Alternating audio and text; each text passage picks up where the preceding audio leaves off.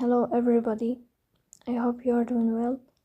Today we'll talk about how to fix or how to solve the problem of connection problem on Google Meet. We will click on settings. Here we go to apps, default apps, app settings. In this list you will search about Google Meet. Here we go to first stop and you will click OK. Here you will enter to storage. Then we click on clear cache.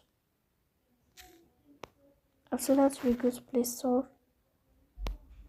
You will search about Google Meet.